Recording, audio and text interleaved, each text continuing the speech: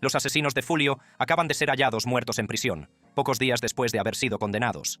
Y ahora, todos los dedos apuntan a las fuerzas del orden por cómo se ha llevado el caso.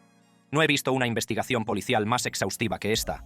Eso casi me lleva a creer que tal vez los federales echaron una mano o aportaron algunos recursos, o tal vez tenían un caso más importante.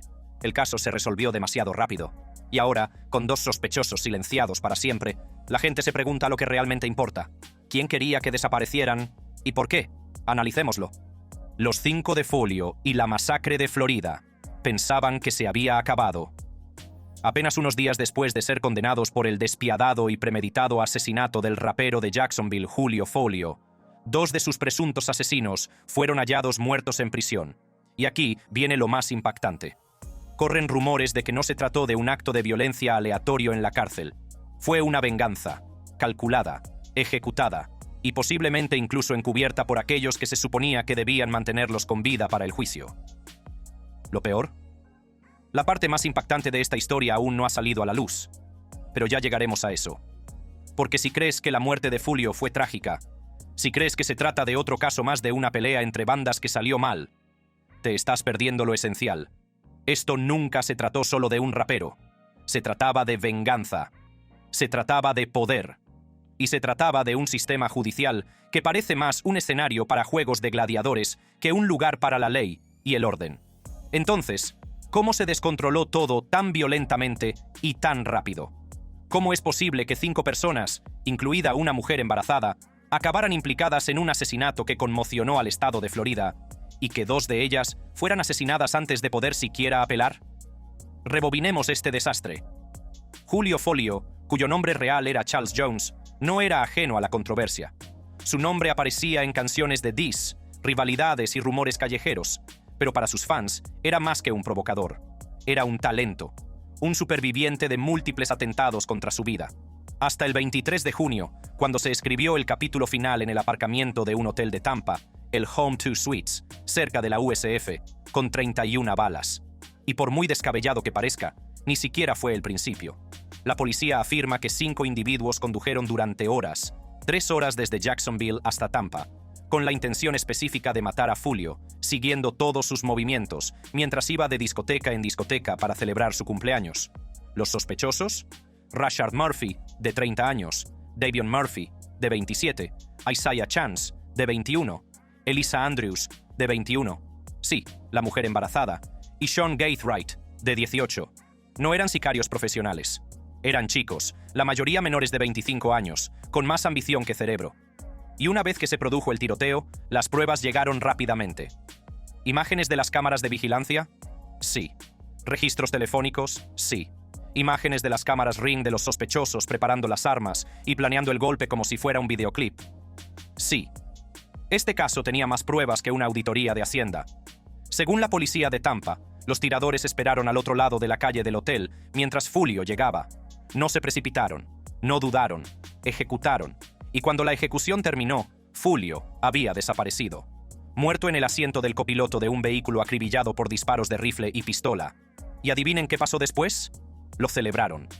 Y entonces el idiota de Davion envió un mensaje de texto diciendo que había saciado su sed y que abriéramos una botella de Don Julio cuando volviéramos a Jacksonville. Así que no sé, tío, si estás buscando candidatos para freír, ese sería el puto candidato, ¿no? Si quisieras, vale, tenemos la pena de muerte. ¿Quién se la merece así? No sé. Yo diría que ellos. Abrieron botellas. Lo publicaron. Supuestamente, se rieron en mensajes privados, como si fuera una especie de tarjeta de puntuación de raperos. Y ahora, 2 de ellos están muertos, antes incluso de que pudieran llegar a la fase de sentencia. Esto no fue un juicio. Fue una cuenta atrás. La sospechosa, Elisa Andrews, ni siquiera intentó huir. Cooperó casi de inmediato y proporcionó a las autoridades información condenatoria que demostraba que su teléfono había rastreado la ubicación de Julio en todas las fiestas y discotecas a las que había ido esa noche.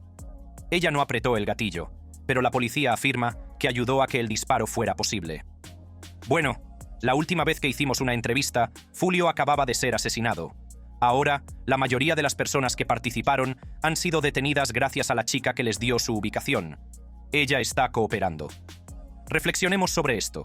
Una mujer embarazada de 21 años se enfrenta ahora a cadena perpetua, o algo peor, por enviar mensajes de texto con la ubicación de su novio y su pandilla.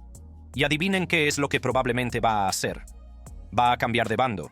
Según los documentos judiciales, es la única que no ha renunciado a su derecho a un juicio rápido, lo que muchos analistas legales consideran una estrategia para conseguir un acuerdo con la fiscalía y salvarse de una cadena perpetua o de la pena de muerte.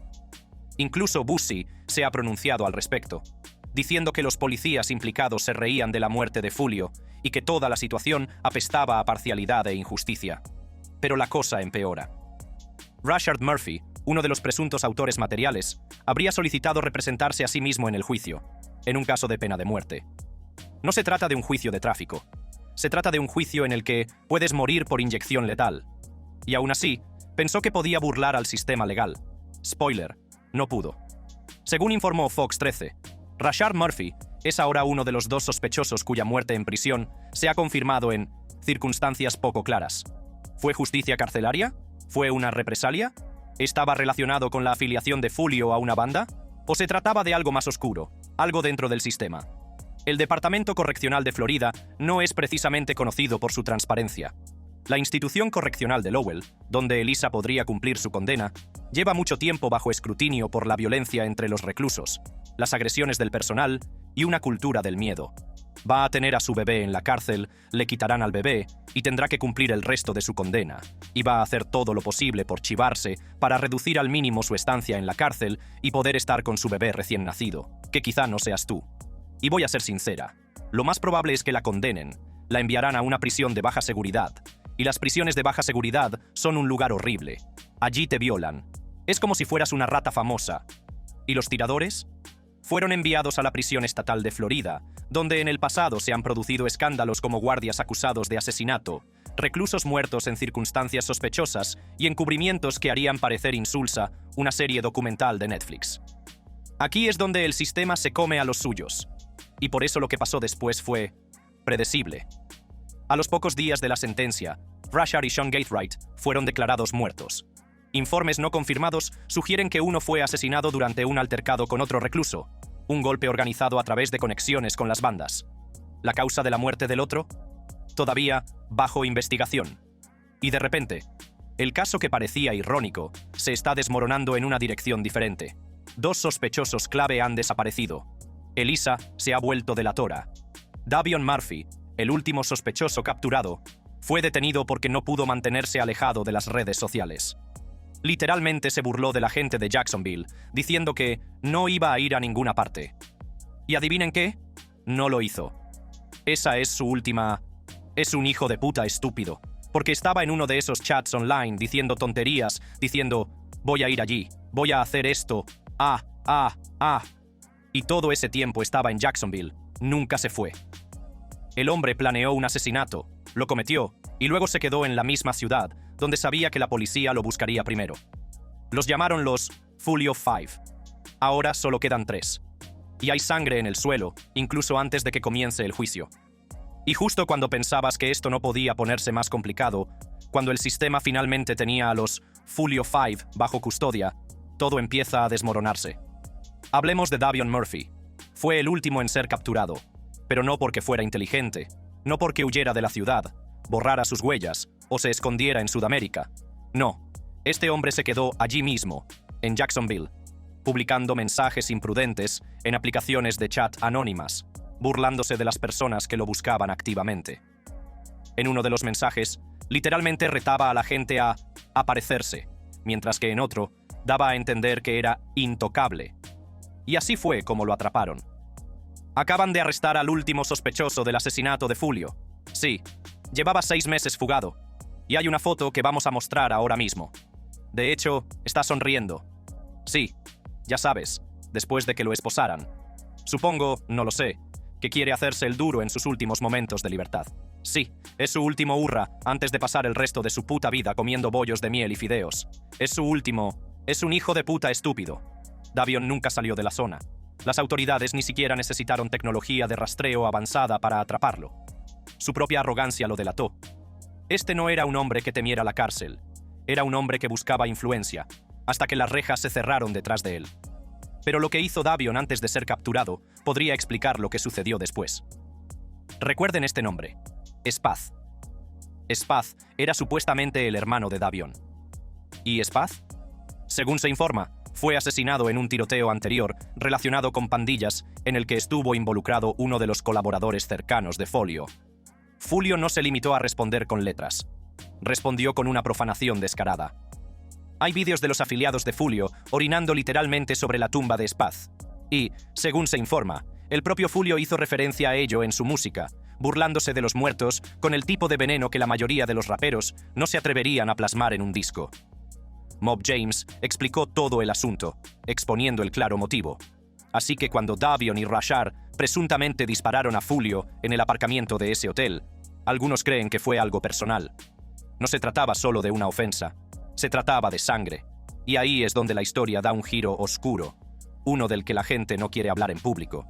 Porque los mismos que se rieron del asesinato de Fulio, los mismos que ignoraron los gritos de justicia de su madre, ahora están investigando cómo 2 de sus asesinos murieron misteriosamente bajo custodia. Rebobinemos. Cuando Fulio fue asesinado, estaba siendo seguido por varios vehículos. Se utilizaron imágenes de vigilancia, lectores de matrículas e incluso transacciones de Cash App para localizar a todos los implicados. Uno de los tiradores supuestamente utilizó una tarjeta de Cash App para reservar el hotel. Otro sospechoso fue visto literalmente cargando rifles tipo AK en un coche, captado en imágenes nítidas, gracias a las cámaras integradas de Tesla y a la vigilancia del timbre Ring. Tienes los Teslas que actúan como centinelas con cámaras de 360 grados. Es la cámara más nítida que existe, 4K. Esta fue una escena del crimen digital de principio a fin. No solo los atraparon, sino que dejaron un rastro de estupidez que ahora los fiscales están aprovechando. Pero, ¿por qué es importante? Porque cuando reclusos como Rashard y Sean murieron tras las rejas, el sistema penitenciario se negó a dar una respuesta clara. Al principio, se atribuyó a la violencia entre reclusos. Pero fuentes anónimas sugieren lo contrario. Esa palabra se había extendido por el patio, que las conexiones de Fulio iban más allá de la música, que la gente dentro de la prisión sabía exactamente quiénes eran los tiradores, y decidió manejarlo a la antigua usanza. Una historia que surgió de forma anónima afirmaba que Rashard fue acorralado en un pasillo, agredido brutalmente y abandonado sin ayuda durante horas. Otra sugiere que Sean fue asesinado mientras dormía. Estas informaciones no están confirmadas. Pero si tan solo una parte de eso es cierto, lo más importante no es solo que estén muertos, sino quién permitió que sucediera. Porque si el Departamento Correccional de Florida tiene un problema con hacer la vista gorda, esto no es solo una historia sobre guerras entre pandillas.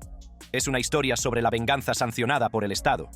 Escuchen lo que dijo 1090 Jake sobre el sistema penitenciario de Florida. Y el CI bajo es un lugar jodido. Hay putas que se las follan allí. Es como si fueras un soplón famoso. ¿Me entiendes? Pero ellos van más a por las chicas que matan a sus propios hijos y cosas así. Locuras. Pero en Low Sea, el Departamento Correccional de Florida no se anda con tonterías. Es como una guerra. ¿Entiendes lo que digo? Hay guardias que matan a gente, reclusos que matan a gente. Así que lo que les espera no es nada bueno. Y luego, obviamente, si alguno de ellos es condenado a muerte, eso es otra historia. Esto no es una hipótesis. Es un patrón conocido. Las instituciones penitenciarias de Florida son famosas por el uso excesivo de la fuerza, las muertes de reclusos y los abusos generalizados. Y, lo creas o no, las pruebas sugieren que nunca se trató solo de justicia, sino de borrar a estas personas. No querían un juicio, querían silencio. Y lo consiguieron. 2 sospechosos silenciados para siempre. Un sistema que mata antes del veredicto. Cuando el segundo cadáver cayó al suelo de la prisión, nadie se preguntaba ¿cómo ha podido pasar? Se preguntaban ¿cómo es posible que nadie lo viera venir? El sistema penitenciario de Florida no es ajeno a los escándalos, pero la rapidez y el silencio que rodean las muertes de Rashard Murphy y Sean Gaithright, 2 de los presuntos asesinos de Julio Fulio, han desatado rumores incluso en los pasillos de las fuerzas del orden. Según fuentes internas, había múltiples señales, peleas, solicitudes de aislamiento, quejas por escrito, todas ignoradas. Porque esta es la verdad que nadie quiere admitir. Algunas personas los querían muertos. Y en la prisión estatal de Florida, eso se puede arreglar. Retrocedamos. Rashard Murphy fue acusado de asesinato premeditado en primer grado, al igual que los demás. Pero su caso se descarriló rápidamente. En los documentos judiciales obtenidos por los medios locales, Rashard solicitó destituir a su abogado y representarse a sí mismo. Varios medios informaron de que su comportamiento era preocupante. No solo se mostraba desafiante, estaba frustrado y se quejaba de que no podía comunicarse con su abogado, de que lo trataban como si ya hubiera sido condenado. Creo que este tipo está loco. Creo que esa es la razón. Quiero decir, quiere defenderse a sí mismo, lo cual es una locura en un caso de pena de muerte. Y luego ha dicho que podría alegar locura, lo cual también es una locura en sí mismo, cuando los hechos demuestran lo contrario, que estos tipos planearon meticulosamente y trataron de encubrir el crimen. Y cuando tienes eso, buena suerte para conseguir una defensa por locura, porque para sostener una defensa por locura, tienes que tener una condición médica establecida y no saber la diferencia entre el bien y el mal. Pero cuando planificas meticulosamente y luego intentas borrar tus huellas, eso demuestra que sabías la diferencia entre el bien y el mal. Demuestra que sabías que lo que hacías era ilegal. Y cuando intentas presentar una defensa por demencia como tu propio abogado, el nivel de dificultad se duplica. Y entonces llegó la carta. Rashard escribió al juez alegando que los agentes de la cárcel le estaban bloqueando el correo, restringiendo sus llamadas e impidiéndole preparar su defensa. No se trataba de un hombre que se estaba haciendo el importante. Se trataba de un hombre que se estaba desmoronando. ¿Y cuándo se mezcla la desesperación con la reputación en una prisión de Florida? Es una receta para la violencia. Ya lo hemos visto antes. En 2012, Darren Rainey, un recluso con enfermedad mental de la institución correccional de Dade, fue hervido vivo en una ducha hirviendo por los funcionarios de prisiones y su piel se desprendió literalmente en láminas. Nadie fue acusado durante 4 años. En 2015, se descubrió que varios guardias de la prisión Franklin Correctional formaban parte de una banda supremacista blanca que operaba dentro de la prisión. Y en 2020, un denunciante reveló que los guardias de la institución correccional de Lowell, el mismo centro al que podría ser enviada Elisa Andrews, coaccionaban a las reclusas para que realizaran actos degradantes bajo amenaza de violencia. Así que, cuando 2 jóvenes negros, recién acusados de matar a un famoso rapero, acaban muertos a los pocos días de la sentencia, no parece mala suerte. Parece un patrón, especialmente teniendo en cuenta las afiliaciones a bandas implicadas. Seamos claros, Fulio no era solo un rapero. Era el rostro de una pandilla llamada Six Block. ¿Y sus rivales? ATK y 1200. Los mismos grupos que, según las fuerzas del orden, coordinaron el asesinato en represalia por asesinatos anteriores. Pero esta disputa se remonta a años atrás. Esto es algo habitual en Jacksonville. Es muy conocido. Tanto los vídeos de nuestra víctima como los de las bandas rivales se publican inmediatamente. Es de dominio público y detalla esta rivalidad de larga data. Las propias letras de Fulio hacen referencia a múltiples muertes reales. Sus imágenes a menudo incluyen faltas de respeto hacia las tumbas de sus rivales. En uno de los incidentes más infames, sus afiliados profanaron la tumba de un rival, que se cree que era Spaz, el hermano de Rashard y Davion Murphy. Es el mismo tipo que, tras el asesinato, supuestamente envió un mensaje de texto. Voy a casa. Por fin he saciado mi sed. Como si fuera una misión para él. Así que, si hablamos de motivos, es la clásica venganza, ¿no? Su gente le hizo algo a mi hermano. Se rieron de ello. Profanaron su tumba. Se trata de un rapero conocido por grabar vídeos en tumbas o reírse de los muertos. Ahora nos toca a nosotros reírnos. Ese mensaje no era solo una fanfarronada. Era un juramento de sangre cumplido. Entonces, ¿qué pasa cuando ese tipo de disputas se extienden a una prisión de Florida, donde chocan las pandillas, los guardias y la política? Se convierte en una zona de guerra. 1090.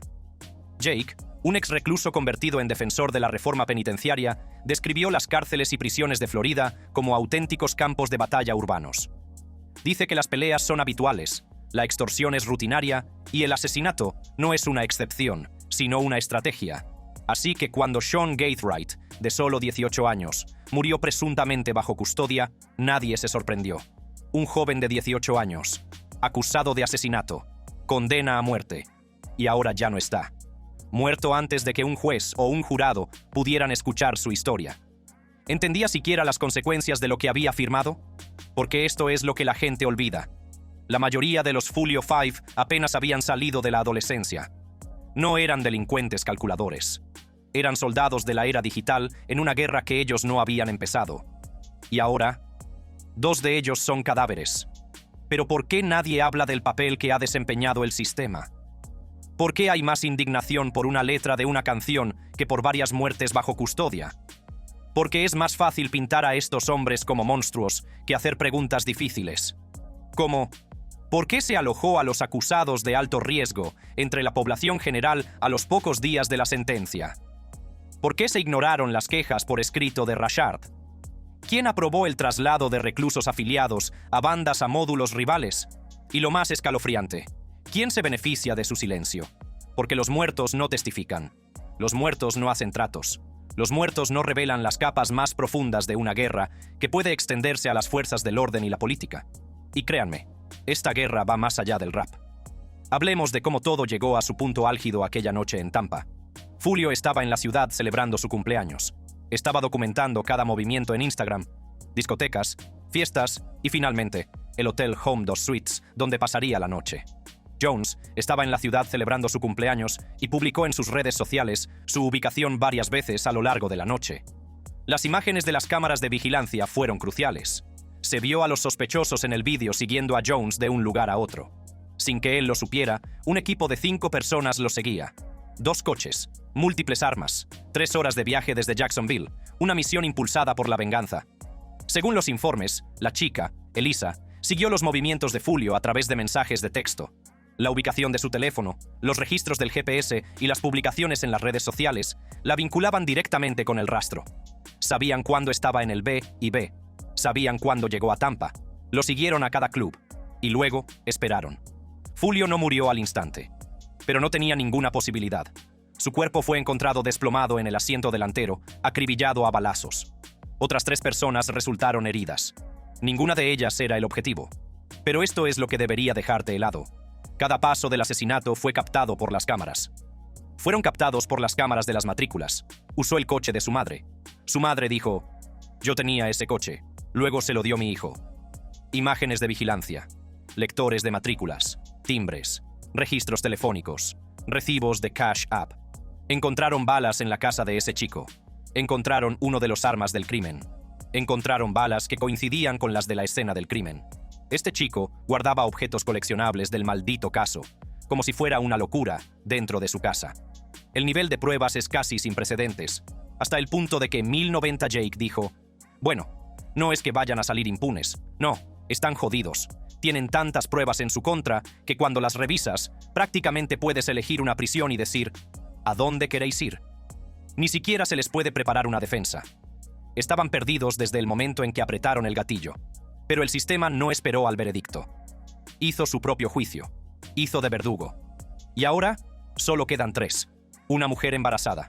Un fugitivo delirante que pensaba que los mensajes directos de Instagram lo hacían inmortal. Y un hombre que intenta alegar locura mientras el juez prepara un juicio por pena de muerte. Esto va más allá del hip hop. Es una espiral de muerte. Y lo más inquietante, nadie gana. Fulio está muerto. 2 sospechosos están muertos. Una mujer podría dar a luz encadenada.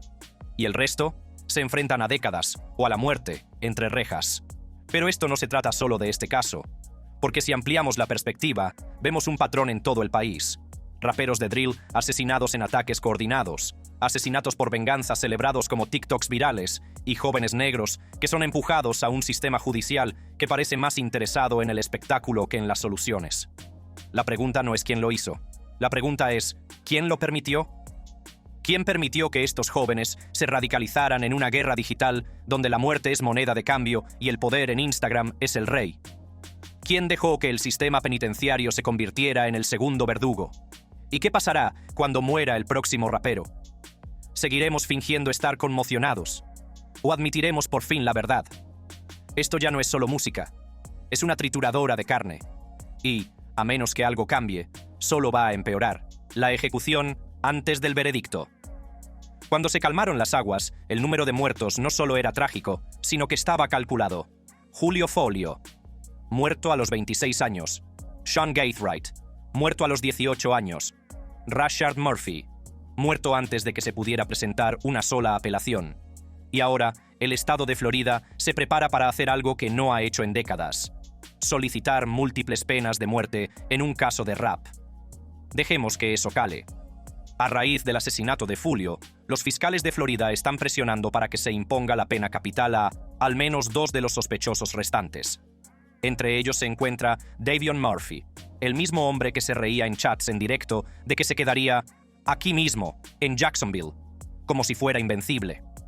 Y Alicia Andrews, la mujer embarazada que, según se informa, siguió todos los movimientos de Fulio la noche en que fue asesinado, podría enfrentarse a cadena perpetua. Pero esto es lo que nadie se atreve a preguntar en voz alta. ¿Es esto justicia o solo venganza con papeleo? Hablemos de lo que realmente está pasando entre bastidores. En abril, la fiscal del estado, Susie López, celebró una rueda de prensa flanqueada por la policía local y agentes federales. El tono no era sombrío, sino orgulloso. 5 personas acusadas, múltiples armas recuperadas, innumerables registros telefónicos y señales de GPS entregados como pruebas. Se diría que acababan de desmantelar un cártel. Y, en cierto modo, así fue. Porque no se trata de un solo asesinato. Se trata de una guerra sangrienta que se extiende por todo Jacksonville. Una guerra de represalias entre los colectivos de Rap ATK, 1200 y Six Block. Y si los tribunales logran dictar sentencias de muerte, será la primera vez que la guerra se castigue al más alto nivel. Pero pregúntele a cualquier abogado defensor o defensor de los derechos de los presos. Las pruebas pueden ser abrumadoras, pero los motivos son más complicados de lo que parecen en los titulares. Por ejemplo, Rashard Murphy, uno de los hombres acusados y posteriormente hallado muerto, estaba preparando una defensa por demencia. Los documentos judiciales muestran que intentó despedir a su abogado, presentó mociones escritas a mano y describió que el personal de la cárcel le maltrataba y le impedía preparar el juicio. El analista legal Dave Ehrenberg explicó que, aunque Murphy probablemente era mentalmente inestable, eso no cumplía con los requisitos legales para la demencia. Sí, por eso puede que le falte un tornillo, pero eso no significa que cumpla los requisitos para una defensa por demencia. Pero ahora Murphy ya no está, y el juicio seguirá adelante sin él. Eso no es una victoria, es una advertencia. Las prisiones de Florida están destrozando a las personas antes de que el sistema pueda siquiera condenarlas. Y no se trata de un caso aislado. Los grupos de derechos humanos han documentado docenas de casos en los que los acusados en prisión preventiva murieron en circunstancias sospechosas. Reclusos con enfermedades mentales, recluidos entre la población general. Sospechosos de alto perfil a los que se les niega la custodia protectora. Investigaciones internas que desaparecen sin rendir cuentas. Esto plantea una pregunta inquietante. ¿Estamos condenando a personas o tendiéndoles una trampa? Volvamos a Alicia Andrews. Tenía 21 años. Estaba embarazada. No se le acusaba de haber disparado ni un solo tiro. Pero, según las leyes de Florida sobre homicidio doloso, el mero hecho de formar parte del complot la hace igualmente culpable. El problema es que Andrews probablemente está cooperando. Los fiscales no lo han confirmado públicamente, pero fuentes internas afirman que ha estado hablando desde el primer día. Alicia, la chica, concedió una entrevista a la policía justo cuando la detuvieron, así que ya ha hablado con ellos y ha confirmado que sí, que estábamos allí. Su teléfono estaba vinculado al rastro de Fulio por Tampa, y su decisión de no renunciar a su derecho a un juicio rápido, a diferencia de los demás acusados, sugiere que está tratando de acelerar un acuerdo con la fiscalía. Y luego, recientemente, lo hicieron sin que la chica renunciara a su derecho a un juicio rápido y creen que va a cooperar. Correcto.